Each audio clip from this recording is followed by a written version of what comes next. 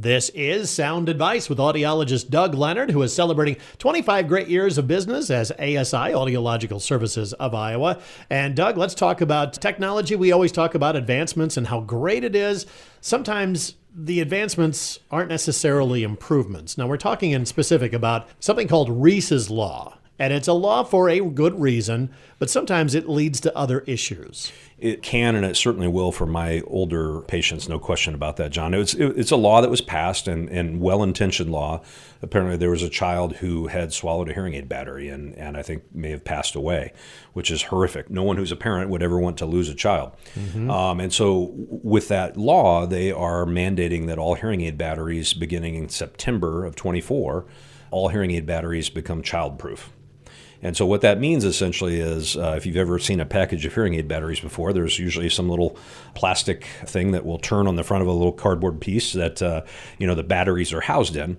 And historically, people have just opened up the back of that, popped a battery out, turned it, and popped another battery out, whatever.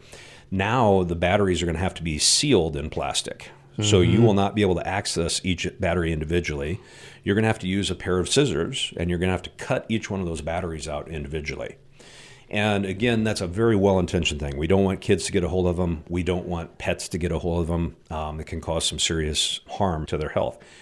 But envision the other side of that and the older patients of ours that we have that have no strength in their hands. They have bad dexterity. They have numbness in their fingers.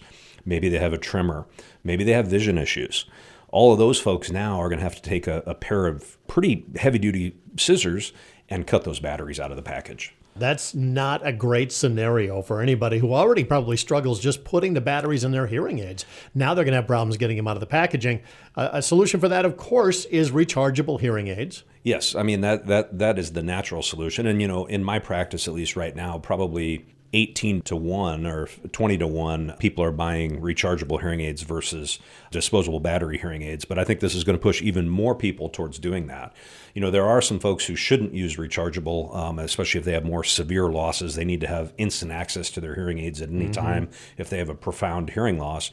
Those folks still should use battery-powered hearing aids, but more and more and more, we're going to see that skewing towards rechargeable. That's the long-term solution, but the short-term, you did stock up on the batteries with current packaging, which, if people don't really have a lot of contact with kids, hey, continue to use that. Absolutely, yeah. We have bought as many of those from our suppliers as we can, and, you'll still see regular packaging on the shelves for a while, but all batteries manufactured after September are going to have to be childproof. So if you want to get your hands on some of those that are in the current packaging, talk to Doug, the great staff at ASI here in Carroll. What's the number there, Doug? Yeah, it's 792-5933. All right, give them a call. And don't forget, a couple weeks away from announcing our next big quarterly grand prize winner of the 25th anniversary celebration of ASI, Audiological Services of Iowa.